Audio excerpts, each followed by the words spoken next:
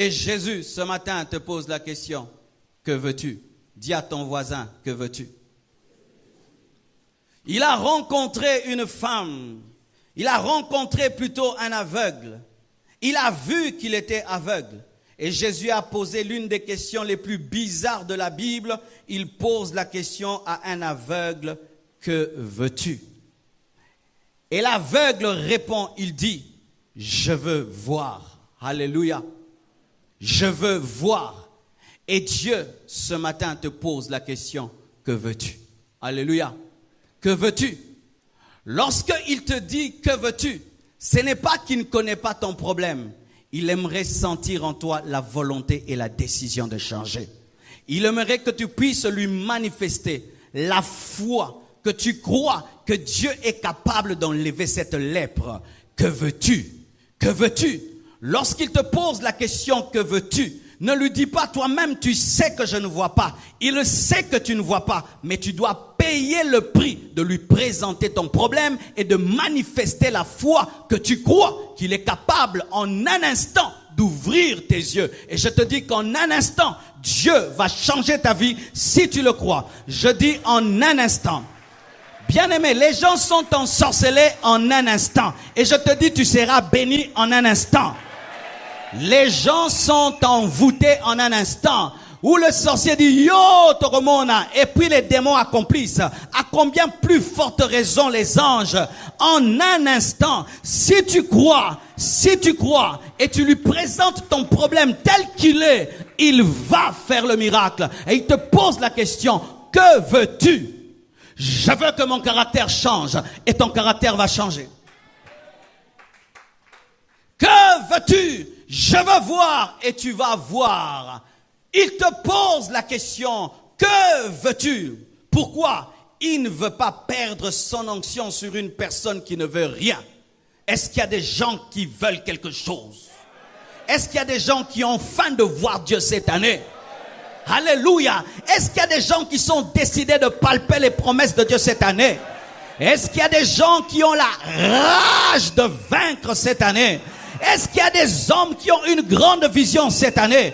Est-ce qu'il y a des hommes qui croient que Dieu peut changer leur vie cette année? Est-ce qu'il y a des hommes qui croient que même si hier ils ont échoué, la lèpre aujourd'hui peut s'en aller? Est-ce qu'il y a des hommes qui croient qu'il est celui qui fraye de chemin là où il n'y en a pas et qui ouvre les portes sans que personne ne puisse les fermer? Est-ce qu'il y a des gens? Il veut que tu puisses lui manifester ta foi. Et j'aimerais vous donner quelques secrets bien-aimés, pour vivre le changement que Dieu veut vous donner lorsque vous le voulez. Voici, mes frères et sœurs, comment est-ce que vous allez marcher cette année afin de voir le changement que vous avez décidé. Voici ce que vous allez faire. Et voici ce que déjà je commence à faire, pas depuis cette année, depuis l'année passée. Car j'ai un principe, lorsque je veux entrer dans une année, je la commence avant. Car ce sont les hommes qui ont déterminé le calendrier. Car il y a le calendrier romain, il y a aussi le calendrier juif. Il y a le calendrier basé sur le soleil et sur la lune. Alors avant une saison, je m'entraîne à la saison et je vis la saison avant la saison, car c'est l'habitude de Dieu de manifester la grâce même dans la loi. Et ainsi je vis 2016 en 2015 et je peux continuer de faire ce que j'ai commencé en 2016. C'est un secret que je te donne. Lorsque tu seras en décembre 2016, commence les habitudes de 2017. Commence déjà à goûter à l'homme nouveau que tu seras. Et voici ce que tu dois faire pour vivre la transformation et le changement. Voici. Tu dois comprendre qu'il y aura toujours ta part. Alléluia. Cette année, il y aura votre part. Si tu ne fais rien, il n'y aura rien. Amen. Tu veux construire une entreprise? Ne dis pas seulement je serai PDG. Commence ton entreprise même avec $100. Alléluia. Commence ton entreprise même avec 100 $. Ne dis pas, je serai millionnaire, alléluia. Non, commence ton entreprise même avec 100 $ et Dieu va te donner 1000, 2000, 3000, 4000. Tu dois faire ta part. Dis à ton voisin, il y a ta part cette année.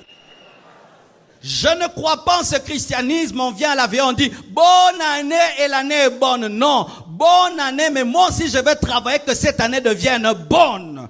Malgré que Dieu a créé les cieux et la terre, il a donné à Adam de cultiver la terre. Ce n'est pas Dieu qui plantait, c'est Adam qui a continué la relève en plantant et en cultivant. Il y aura ta part. Je dis, il y aura ta part cette année. Ne croisez pas les bras. Bossez dur cette année, travaillez dur cette année, étudiez durement cette année. Tu veux la distinction? Tu dois étudier très sérieusement cette année. Alléluia. Tu veux la percer, tu dois t'aiguiser, car ce ne sont que les choses aiguisées qui percent. Avant, bien-aimé, d'attendre les choses, tu dois faire ta part.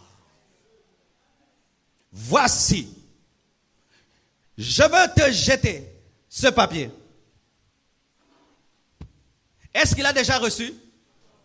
Regarde, il n'y a rien dans ses mains. Mais pourquoi est-ce que quand on veut te jeter quelque chose, tu dois déjà soulever tes mains? Pourquoi? Tu dois déjà avoir l'attitude de celui qui reçoit avant de recevoir pour que lorsque ça vient, que ça ne puisse pas tomber.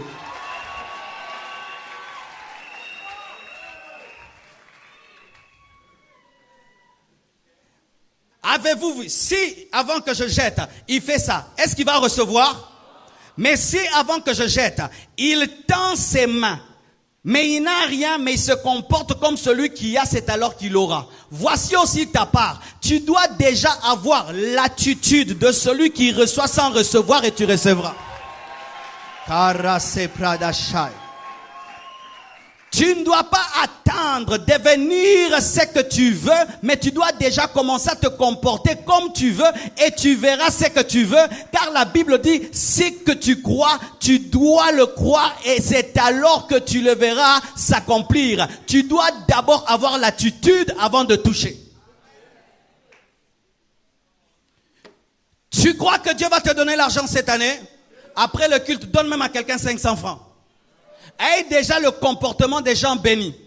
Tu crois que cette année, Dieu va faire que tu te maries? Ne dis plus que tu es célibataire. Dis, je me marie bientôt. Tu crois que cette année, Dieu va te donner un enfant? Commence à dire, bientôt le bébé arrive. Tu dois avoir l'attitude avant d'avoir le miracle. Mais si tu n'as pas l'attitude, tu n'auras pas le miracle. Il y aura ta part.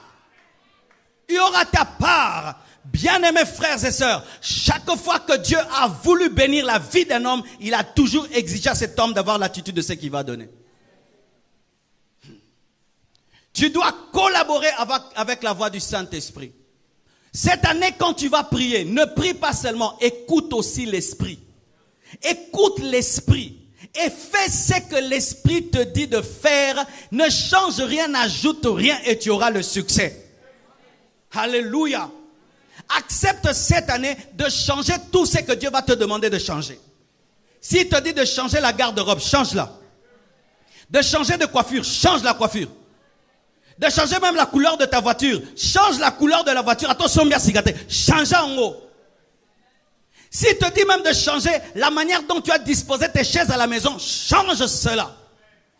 Changez dans vos vies tout ce que Dieu va vous demander de changer cette année et vos vies changeront. Car un changement attire un changement.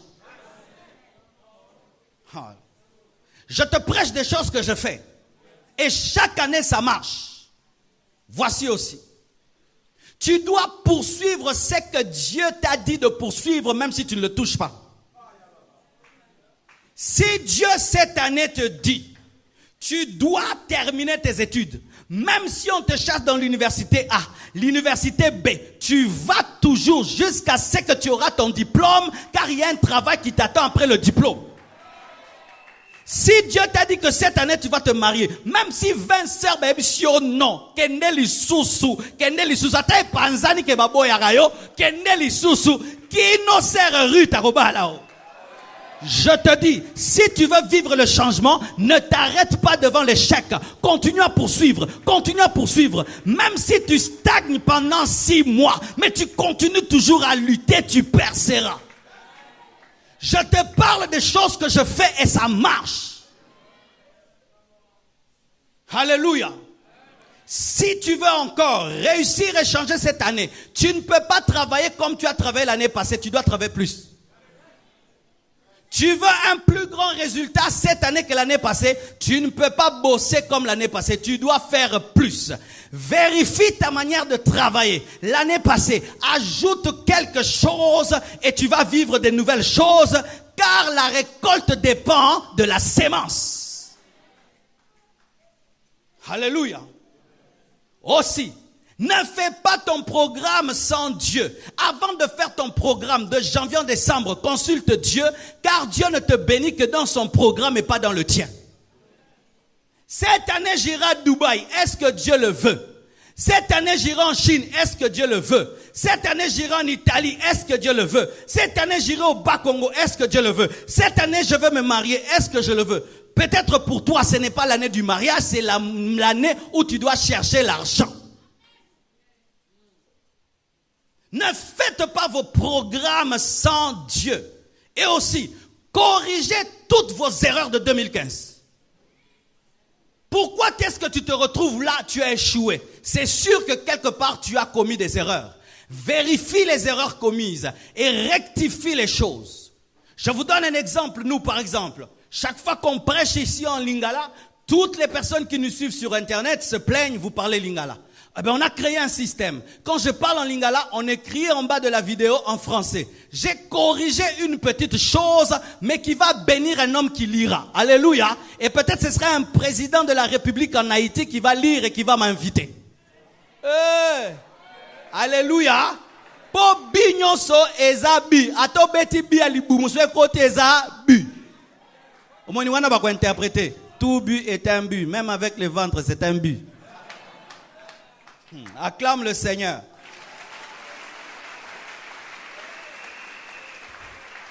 Aussi, et je dois vous dire la vérité, tu dois prendre autorité sur les puissants des ténèbres qui t'ont résisté en 2015. Certains d'entre vous, vous avez échoué parce que vous avez négligé le monde spirituel. Certains, vous avez échoué parce que vous avez négligé le monde spirituel.